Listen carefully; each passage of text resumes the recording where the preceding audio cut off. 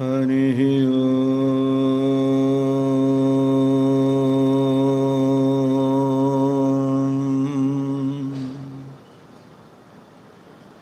वृन्दावनेश्वर मुकुन्द मनोज्ञवेश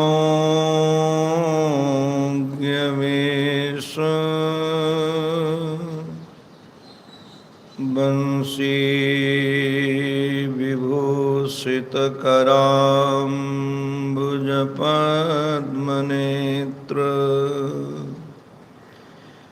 विश्वेशकेशवव्रजोत्सवभक्तिवस्य देवेश पाण्डवपते मम देहि दास्यम्। पूर्णानन्ददयादृशा रसदया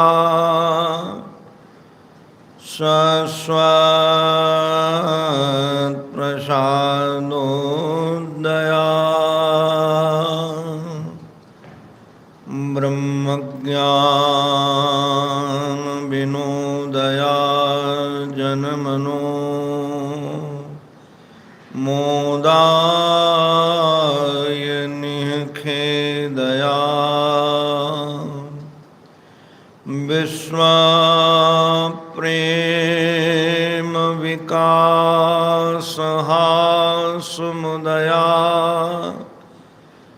त्रैलोक्यसम्पद्दया पूर्णानन्ददया मदीयमनसे काञ्चित्कणां यच्छतु।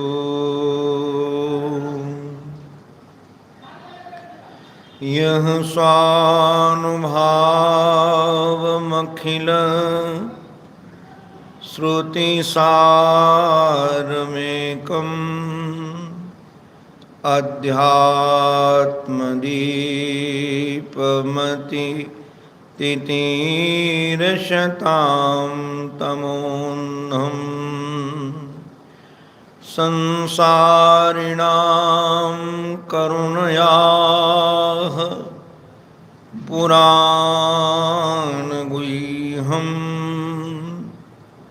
तं व्याससूनुमुपयामि गुरुं मुनीनाम्। ॐ नमः श्री परमहंसास्वादित चरणकमलचिन्मकरन्दाय भक्तजनमानसनिवासाय श्रीरामचन्द्राय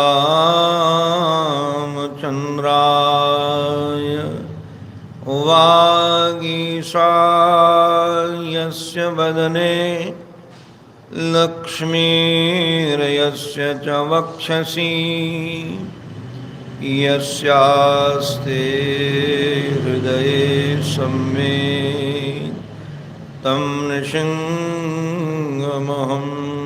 भजे।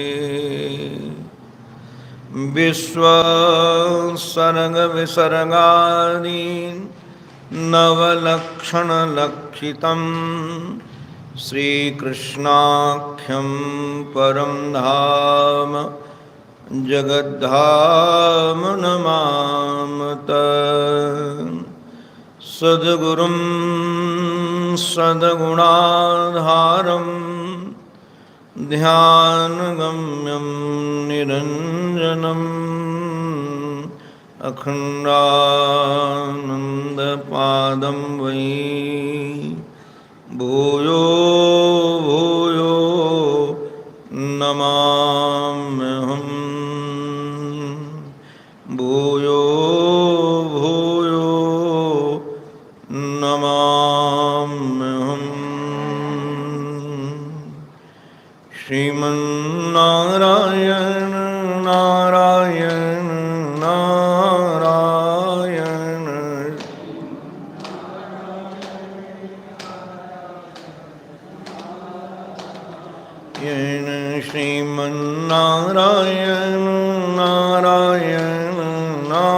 नारायण श्रीम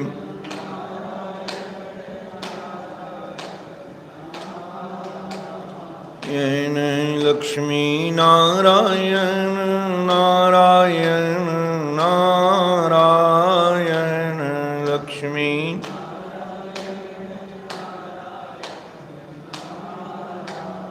येन लक्ष्मी नारायण नारायण नारायण लक्ष्मी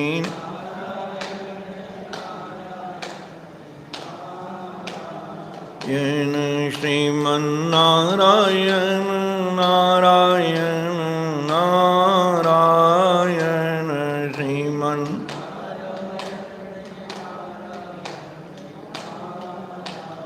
येन सद्गुरु नारायण नारायण नारायण सद्गुरु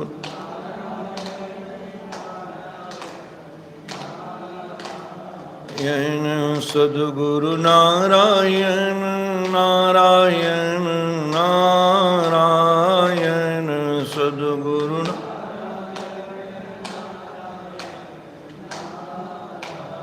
येन श्रीमन्नारायण नारायण नारायण श्रीमन्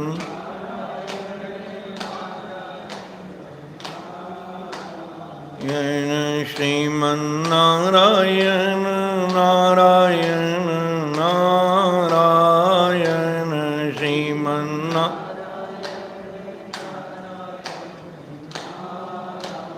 येन श्रीमन्नारायण नारायण नारायण श्रीमन्ना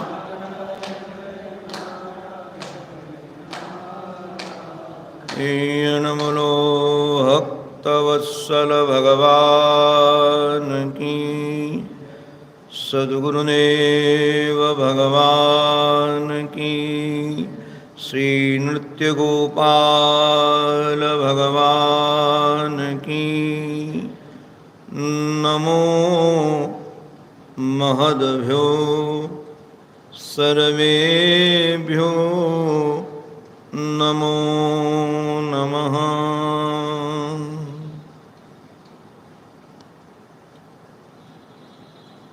भगवान श्री कृष्ण जीव मात्र पर करुणा करके श्री उद्धव जी महाराज को निमित्त बना करके अपनी प्राप्ति के लिए जो भगवत की भक्ति की महिमा है उसकी चर्चा कर रहे हैं। कल हम सब श्रवण कर रहे थे, भगवान कहते हैं यद यद इष्टतमम लोके, संसार में जो जो लोक वस्तुएं प्रिय हैं, इष्ट हैं, अच्छी हैं, उन सब वस्तुओं को मेरे में समर्पण करना चाहिए। पहले तो कहा कि लोक दृष्टि से लोके, लोक में, और बाद में कह रहे हैं आत्मनः, जो अपने को भी प्रिय हो। कई बार ऐसा लगता है कि संसार में कई लोगों को कई वस्तुएं प्रिय होती हैं किंतु अपने को प्रिय नहीं है। लोगों को भी प्रिय हो और अपने को भी प्रिय हो। निश्चित रूप से उस समर्पण का प्रतिफल यह होगा कि जो भगवान को वस्तु समर्पित की जाती है वह अनंत गुना हो जाती है। स्वाभाविक है, लघु का संबंध लघु से होगा तो लघु होगा, और अनंत का संबंध यदि लघु से हुआ तो निश्चित रूप से लघु भी अनंत हो जाता है। हमारे संत तुलसीदास जी महाराज ने कहा है कि बड़े लोगों का साथ मिलने से कैसे छोटा भी बड़ा हो जाता है। अब जरा विचार करो, वामन भगवान के हाथ में जो डंडा था, तो जब वामन भगवान विराट हुए तो डंडा बड़ा हुआ कि नहीं बड़ा हुआ? वो भी बड़ा हो जाता है। बढ़ने के साथ से लघु भी बड़े हो जाते हैं। अल्प वस्तु भी बहुत हो जाती है, छोटी वस्तु भी बड़ी हो जाती है। अंत वाली सामग्री भी अनंत हो जाती है। इसलिए निश्चित रूप से भगवत समर्पण का बहुत महात्म है। इसलिए जो भी वस्तु अपने पास में आए, वस्त्र से लेकर के भोजन आदि तक, जो भी वस्तु अपने पास में आए, निश्चित रूप से भगवान को समर्पण करना ही चाहिए। और एक बहुत बड़ी बात यह भी होती है, दुख का कारण संसार नहीं है, दुख का कारण है संसार के प्रति ममत्व का भाव। और जैसे वस्तु हम ईश्वर को समर्पित कर देंगे, उसमें फिर अपना अस्तित्व तो नहीं रहा, अपना ममत्व तो नहीं रहा, मेरी वस्तु रही नहीं। हमने देखा कि जहां अपना ममत्व तो कटता है, उसके बाद दुखी ही कट जाता है। एक महात्मा सुना रहे थे कि एक सज्जन को पता चला कि उनकी दुकान में आग लग गई। रात्रि का समय था, गर्मी का समय। वो बेचारे घर से भागे और दुकान के पास पहुंचकर देखा कि आग जल रही है और दुकान धूं धूं करके जल रही है। घबराए रो रहे थे, हाय मैं तो बर्बाद हो गया, मेरा तो सब कुछ नष्ट हो गया। इतने में उनका बड़ा बेटा आया, दूसरी जगह रहता था। बोले पापा जी दुखी होने की जरूरत नहीं है, इसको मैंने बेच दिया है, माल सहित बिक गया। तो बोले फिर तो कोई बात नहीं। अभी बाबरा रो रहा था, फिर दूसरे समय दूसरा बेटा आया, बोले पापा आधा पेमेंट हुआ है अभी। तुम्हारा फिर रोने लगा। पहले तो रो रहा था कि सब कुछ नष्ट हो गया, जैसे पता चला कि बिक गई है तो बोले आधा पेमेंट हुआ है, तो फिर महाराज दुखी होने लगा। तब तक बड़े बेटे ने कहा पापा चिंता मत करो, इसको पता नहीं है, मिल गया है सब कुछ। तो कहा कोई बात नहीं, फिर तो जलने दो। अब जरा देखिए तो सही, वस्तु वही है, आग भी वही है। जहां उसमें ममत्व होता है कि मेरा है, तो नष्ट होने में पीड़ा होती है। किंतु जहां पता चला बस सेकेंडों का काम,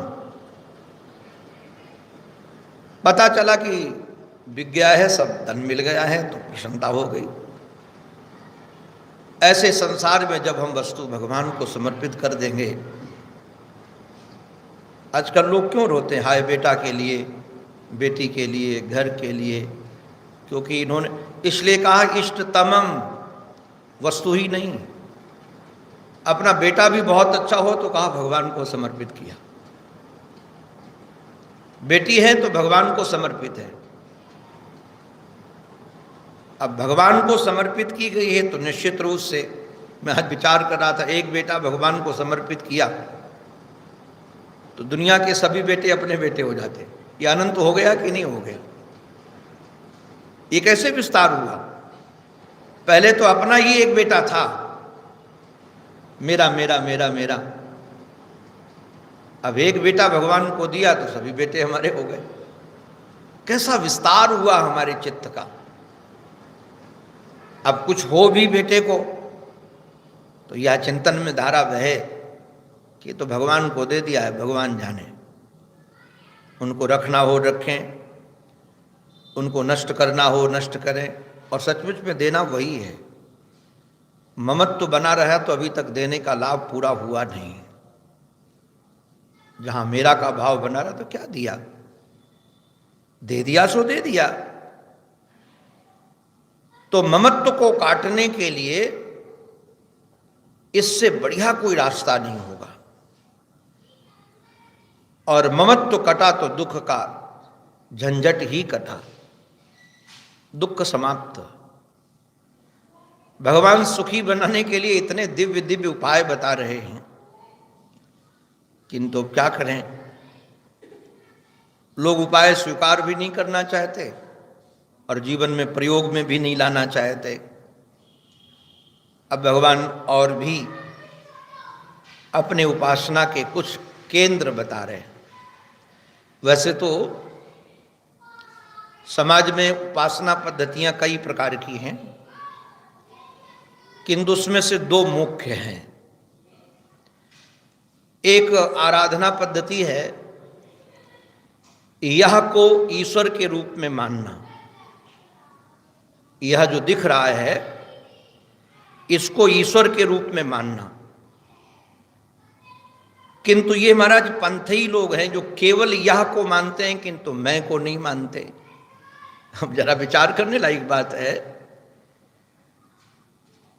जब सारा का सारा संसार ईश्वर रूप है तो क्या संसार में हम नहीं हैं क्या? मैं उससे बाहर थोड़ी हूं।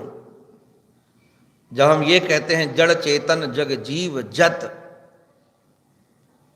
सकल राम में जानी, अब जड़ चेतन जग जीव जत ये सब आ गया संसार में। अब कौन रहा भाई? उसमें अपने को हमने कैसे बचा लिया?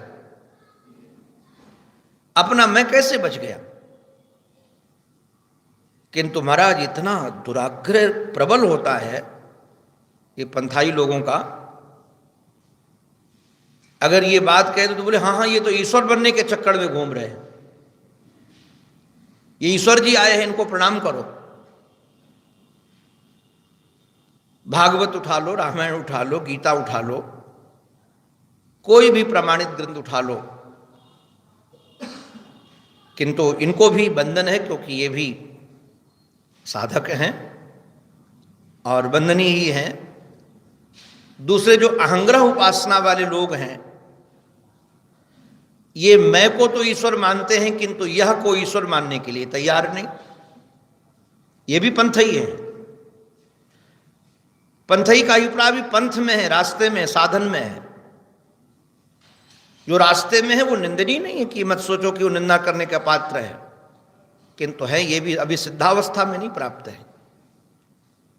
न यह को ईश्वर मानने वाले केवल सिद्धावस्था को प्राप्त हैं और न मह को केवल ईश्वर मानने वाले लोग सिद्धावस्था को प्राप्त हैं।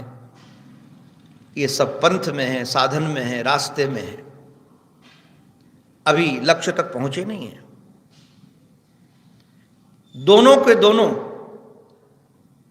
चाहे यह चाहे मैं को केवल ईश्वर मानने वाले लोग अभी रास्ते में हैं, पंथ में हैं। और जब लक्ष्य तक पहुंच जाएंगे तो निश्चित रूप से यह और मैं कहीं भी खाली स्थान उनको ईश्वर के अतिरिक्त मिलेगा नहीं। तत्व दृष्टया यही है। हमारे एक संत कहते थे कि तुलसीदास जी महाराज पहले सिय राम में सब जग जानी, करऊं प्रणाम जोर जुग पानी। तो सिया राम में पहले कहा, फिर बाद में जड़ चेतन जग जीव जत सकल राम में जान। सिया भी राम में लीन हो गई जी। सिया की भी सत्ता राम से अतिरिक्त नहीं रही, वो भी राम में ही हो गई क्योंकि उसके अतिरिक्त कोई सत्ता है ही नहीं। उसकी सत्ता के अतिरिक्त यदि भी कोई दूसरी सत्ता दिख रही है तो निश्चित रूप से अभी पंथ में है, रास्ते में है, और अपने को लक्ष्य तक पहुंचाने का पूर्ण प्रयास करना चाहिए। अभी हम रास्ते में न रहें, पंथ में न रहें, हम जीवन भर पथिक बनकर न रहें, हम कभी अपने पथ से ऊपर उठ करके लक्ष्य तक तो पहुंचे। केवल पथिक बनने से क्या काम बनेगा? पथिक बने थे लक्ष्य तक पहुंचने के लिए। कोई भी पथिक का जीवन भर पथिक ही बना रहे, पथ पर ही बना रहे, तो चलने का फायदा क्या हुआ? चलने का फायदा तो यह है कि लक्ष्य तक पहुंचे। भगवान धीरे धीरे अपने पर दृष्टि जमाने के लिए बात कह रहे हैं। भगवान ने 11 स्थान बताए जहां उनकी उपासना की जा सकती है, साधक जन आराधक जन करते हैं। कौन कौन से वो स्थान हैं? सूर्यो हो, अग्निर ब्राह्मणों गावो, वैष्णव खम मरुज्जलम, भूरात्मा सर्वभूतानि भद्र पूजा पदानि में। हे भद्र, हे कल्याणप्रद श्री उद्धव, अर्थात जिनका दर्शन करने मात्र से कल्याण हो जाता हो, ऐसे भद्र श्री उद्धव जी महाराज, लोग हमारी इस स्थान पर आराधना करते हैं। कौन कौन से स्थान पर आराधना करते हैं? सूर्य में। लोग सूर्य को भगवान ही मानते हैं, सूर्य भगवान। सूर्य में भगवान की आराधना करते हैं। लोग अग्नि में भी भगवान की आराधना करते हैं। याज्ञिक लोग भगवान को साक्षात अग्नि स्वरूप मानकर ही आहुति करते हैं। और ब्राह्मणों में भी भगवान का रूप मान करके लोग आराधना करते हैं। ऐसे गायों में गाओ। और वैष्णव, वैष्णव भगवान विष्णु के जो पार्षद हैं, भगवान विष्णु के जो भक्त हैं, भगवान विष्णु की जो आराधना करते हैं, उनमें भी। और इतना ही नहीं, खम आकाश में, मरुज्जलम वायु में भी आराधना भगवान की करते हैं। और जल में भी भगवान की आराधना करते हैं। भू माने पृथ्वी में, आत्मा में, अपने में, अपने में भी आराधना है ईश्वर की। और इतना ही, सर्वभूतानि, सब भूतों में। ये 11 स्थान भगवान ने बताए। इन 11 स्थानों में भगवान की आराधना होती है। किंतु ध्यान रखना चाहिए, जैसे जैसे देवता हों वैसे वैसे आराधना होती है। ये नहीं कि सभी आराधना एक जैसी। किसकी कैसी कब आराधना होनी चाहिए, यह क्रम रखना चाहिए। आराधना की पद्धति भी अलग अलग है, ऐसे ढंग भी अलग अलग है, किस प्रकार से आराधना चलनी चाहिए। अब सूर्य की आराधना करनी हो तो कैसे आराधना करेंगे?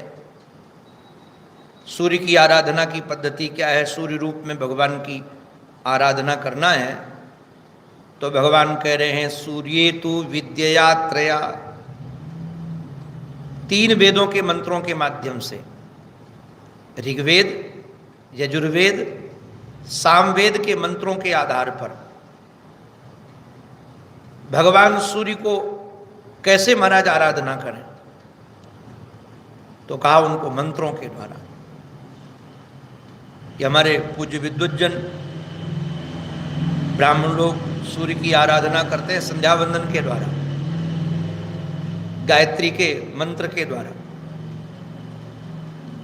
गायत्री का मंत्र जाप करके सूर्यार्घ्य देकर, उसमें मंत्रों का ही प्रयोग है। तो सूर्य भगवान की आराधना होती है वेदों के मंत्रों से। और यदि अग्नि की आराधना करना हो, हवि ही हविषाग्नौ यजेत माम, मेरी आराधना यदि अग्नि में करनी है उसमें निश्चित रूप से दिव्य दिव्य पदार्थ का हवन करना चाहिए। समिधा डालो, घृत डालो, सुगंधित दिव्य दिव्य पदार्थ डालो। अब आराधना की पद्धति बदली, अग्नि के रूप में भगवान की आराधना करनी है। हमारे एक भक्त के घर में आग लग गई, घर जल रहा था, वो दौड़ के गए, बोले भगवान आ गए, भगवान आ गए, हमारे भगवान आए, इनकी आराधना करो, घी का टीन लाओ, घी डालो। अब अग्नि भगवान की आराधना घृत से, आहुति डालो उसमें, आहुति डालने से निश्चित रूप से अग्नि रूप भगवान प्रसन्न हो जाएंगे। किंतु ब्राह्मण की यदि आराधना करनी हो, विप्र की यदि आराधना करनी हो, तो आतिथ्य न, तो वो आए तो उनका स्वागत करें, आतिथ्य सत्कार। जैसे हम अतिथि की सेवा करते हैं, शास्त्र की विधि है, पाद्य देते हैं, अर्घ देते हैं, मधुपर्क देते हैं, मधुपर्क का भी विधान है। और शास्त्रों में तो गाय देने का भी विधान है, क्योंकि उस समय अर्थ क्या साधन गोमैया थी, अर्थ परमार्थ सब गाय से सिद्ध होता था। आज भी सिद्ध होता है, किंतु आज वो व्यवस्थाएं नहीं हैं। अब किसी ब्राह्मण को गाय दे तो बेचारा लेकर जाएगा कहाँ रखेगा, आजकल तो ये भी समस्या है। अब एक दिन स्वामी जी हमको बता रहे थे कि ये नगर पालिका नगर निगम बन गया, नगर निगम, तो बोले नगर निगम के अंदर गाय रखना मुश्किल होगा, बाहर ले जाना पड़ेगा, वहाँ गाय पाल नहीं सकते, रख नहीं सकते। तो समय समय का परिवर्तन है, तो जो समय के अनुकूल दान देने की वस्तु हो स्वागत करें उनसे। इस प्रकार से आराधना उनकी करें। और गोस्वंगम यव महाराज यवसादिना, अब गाय की आराधना कैसे करें? विप्र की आराधना तो आतिथ्य के द्वारा, खूब उनके महाराज चरण धोएं, चरण दबाएं, आरती करें, निरार्जन करें। और खूब आजकल तो महाराज वो भी कठिन है, नहीं तो चकाचक गाय के घी की पूड़ी बनाए। हमारे पूज्य स्वामी हंसान जी महाराज सुनाते थे कि पहले लोग,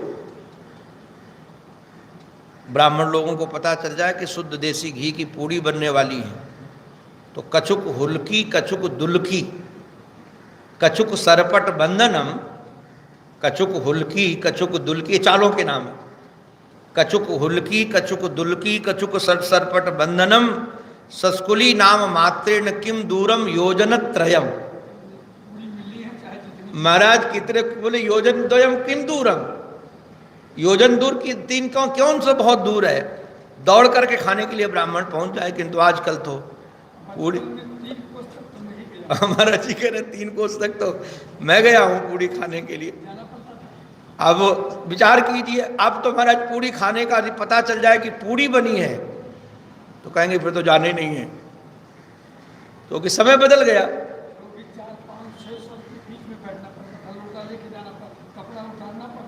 ये सब विधान थे, तो मैं निवेदन कर रहा था कि अब विधान अलग बदल गया। अब हमारे महात्माओं को पता चल जाए कि आज भंडारा हुआ है तो सोचते फिर तो कहीं भिक्षा दूसरी जगह मिले तो अच्छा है, तो खुशी होती थी लोगों को। अब जो आज के आधार पर है, अब वो पुरानी बात नहीं। हम लोगों ने महाराज देखा है कि घी में खूब चकाचक घी से खीर को भर दिया और खाया खूब। अब तो हजम ही नहीं है।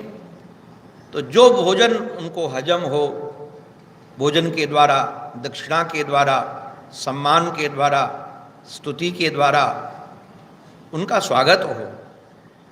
किंतु गाय का स्वागत कैसे करें? अब गाय के सामने आरती उतार रहे हैं और कहें महाराज पूजा हो रही है, स्तुति गाने लगो, गैया मैया की बड़ी महिमा है। ऐसे नहीं, गैया मैया की आराधना करना है, गैया मैया में भगवान की आराधना करना है तो उसकी खूब हरी हरी घास खिलाओ। यह वर्षमान घास ही है, हरा हरा चारा खिलाओ। भाई देवता, जिस देवता के रूप में भगवान की आराधना कर रहे हैं उसके आधार पर निश्चित रूप से आराधना पद्धति बदलती है। गोस्वंग, यवसादिना आदि से जो जो गाय भैया खाती है। हमने तुम्हारे देखा पंजाब में, अबोहर में देखा, हमको अच्छा लगा। वहाँ जैसे हमारे यहाँ अन्न क्षेत्र होता है, ऐसे गौशालाओं में वो सुबह सुबह रखते हैं अन्न क्षेत्र का, दोपहर का भोजन, सुबह का भोजन। तो किसी में मीठी हमारा दलिया बनवाते हैं। अब आपके यहाँ जन्मदिन है तो गैया मैया की सेवा करना है तो मीठी दलिया बना के खिला दिया। किसी दिन कुछ, किसी दिन कुछ, किसी दिन कुछ हरा चारा। और उन्होंने अपना उसका शुल्क भी निर्धारित कर रखा, इतना शुल्क में ये, इतना शुल्क में ये। तो किसी का जन्मदिन होता है, किसी का विवाह का होता है तो गैया मैया के रूप में भगवान की आराधना करने लोग पहुँचते हैं, पंक्ति के पंक्ति, और आराधना करते हैं। व्यवस्थित है, क्रम है हर चीज़ का। तो गैया मैया की आराधना करना हो गैया मैया के रूप में भगवान का, कि भगवान ही इनके अंदर बैठ कर के पा रहे हैं। ध्यान दीजिए, ब्राह्मण का सम्मान हुआ तो भगवान का सम्मान हुआ। ब्राह्मण को भोजन कराया तो भगवान को मेरे रूप में आराधना है। हमको किसी ने बताया कि हम लोगों सचमुच में सोचने की शैली यही होनी चाहिए जो महाराष्ट्र की हमारे थे। किसी ने कि बम्बई के कोई सेठ आए और देखा कि यहाँ सुबह सुबह बड़ी लंबी लाइन लगती है अन्न क्षेत्र की, लोग यहाँ आते हैं।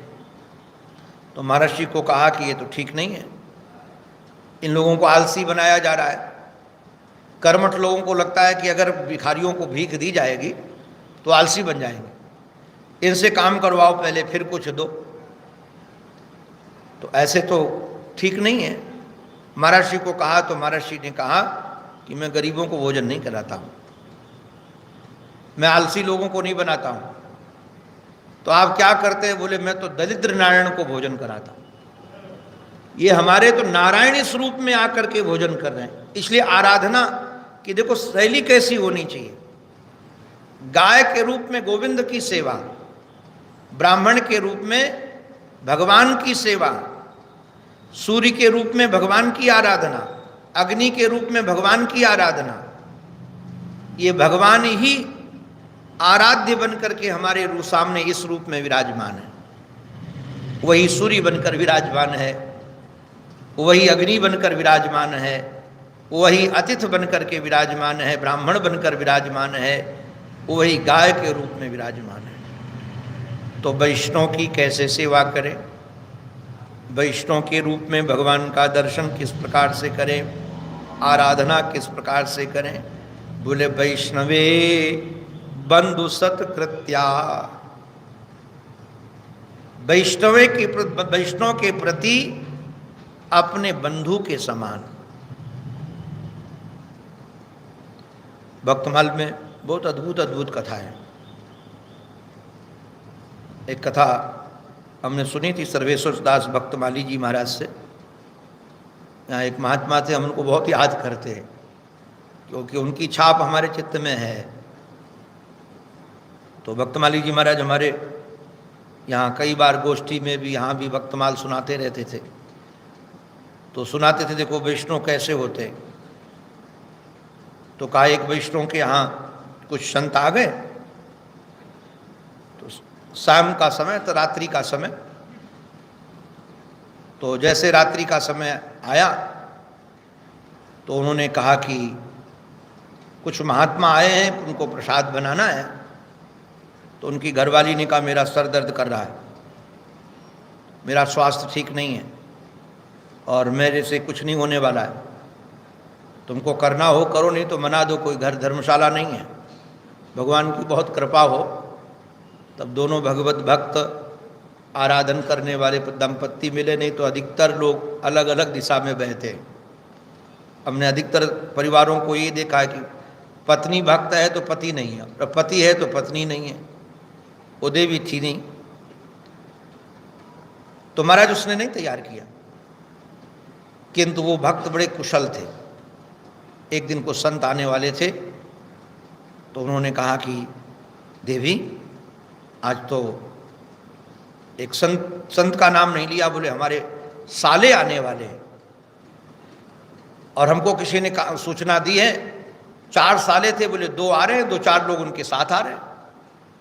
अरे हमारे भैया आ रहे हैं। महाराज वो तो फिर लग कर के ये भी सब्जी बनाओ, ये भी सब्जी बनाओ, वो भी सब्जी बनाओ, सब बनाया और बना करके सब तैयार किया। अब जैसे तैयार किया तो बोले आए नहीं, बोले आने वाले हैं। तब तक वो संत मंडली आ गई। अब जैसे संत मनी को देखा तो कहा कि भैया नहीं आए। बोले कि तेरे लिए केवल यही भैया है, और हमारे लिए पूरे संत ही भैया के रूप में है, सालों के रूप में। ये बंधुश्रू अभिप्राय की जैसे अपने बंधुओं की सेवा करते। हमने महाराज देखा संसार का बड़ा स्वरूप विलक्षण है। अगर जेठ आ जाए उनका या देवर आ जाए तो कहेंगी सर दर्द करता, बुखार आ गया है, फिर सेवा। और उनका भाई आ जाए तो बुखार हो तो भाग जाए। अब वो उनका भाई है, वो इनका भाई है। इतना भेदभाव खोपड़ी में भरा हुआ है, इतना भेदभाव भरा हुआ है कि कुछ पूछो नहीं। अपने भाई के लिए सब तिजोरी खुली है, किंतु अगर पति का भाई आ जाए तो सब बंद। तो जो भगवान के भक्त है नारायण, तो वैष्णव जन उनके तो बंधु ही तो हैं। सच्चे बंधु वही हैं, सच्चे रिश्तेदार भी वही है, दूसरे रिश्तेदार नहीं है। तो ये कहते वैष्णव में बंधु सत्कृत्या। अगर वैष्णव आ जाए और वैष्णव के रूप में भगवान विष्णु की आराधना,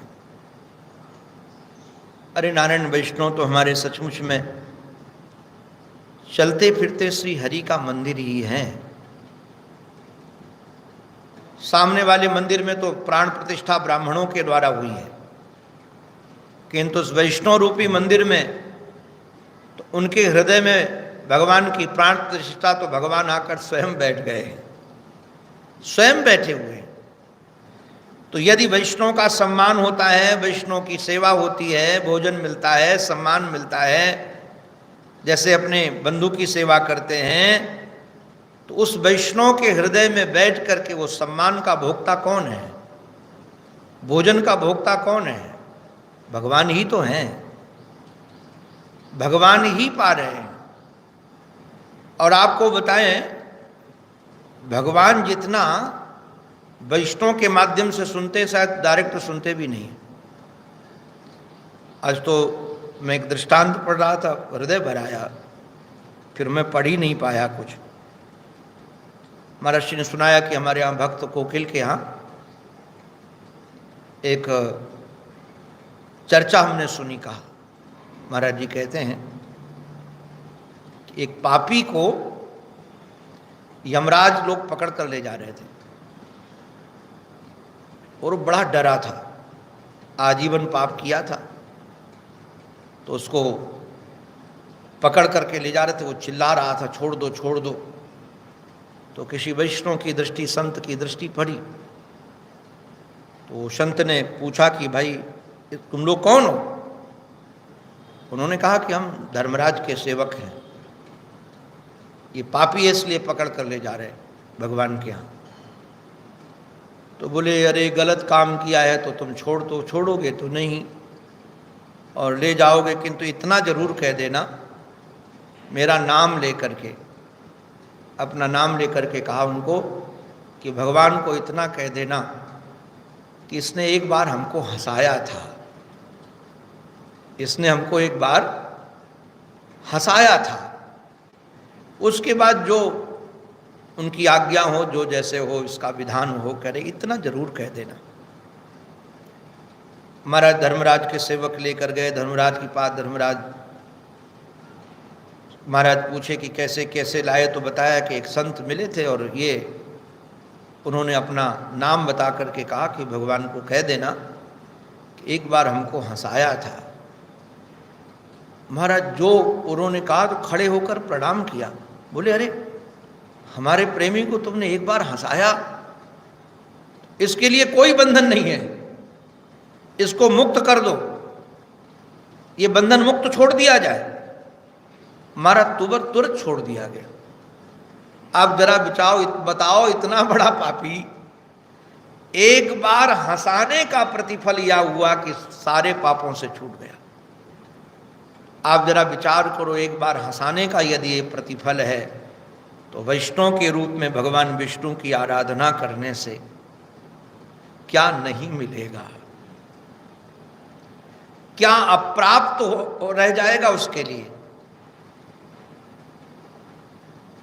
मैं ऐसा नहीं कहता कि मूर्ति वाले भगवान भोग नहीं लगाते हैं, मंदिर में बैठे ठाकुर जी भोग नहीं पाते, वो भी पाते हैं, निश्चित रूप से पाते हैं, किंतु वैष्णव के अंदर बैठे हुए ठाकुर तुरंत पाते हैं।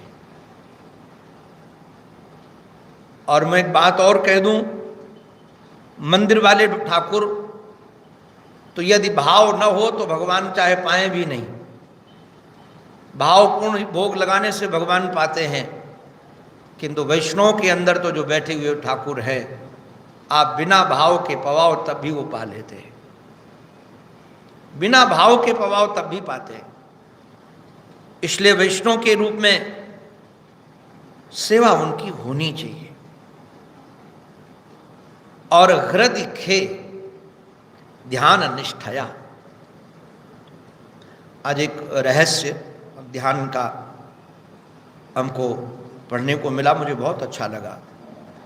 वैसे तो आकाश बाहर भी है अंदर भी है, एक हृदय आकाश है और एक महाकाश है।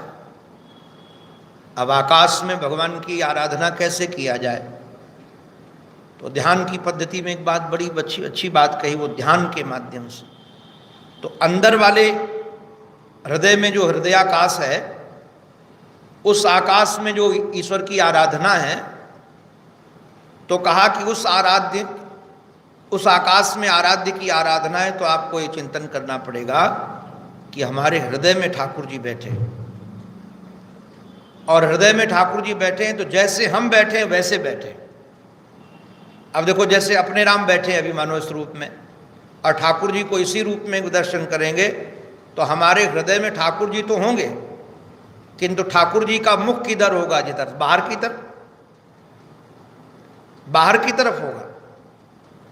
और जो बाहर के आकाश में आप दर्शन करोगे, सामने ध्यान करोगे भगवान का, तो सामने वाले भगवान, जो बाहर वाले भगवान हैं, उनकी आंखें हमारी तरफ होंगी, उनका मुख हमारी तरफ होगा। दोनों प्रकार की पद्धति है, दोनों प्रकार की पद्धति से आप ध्यान कर सकते हैं।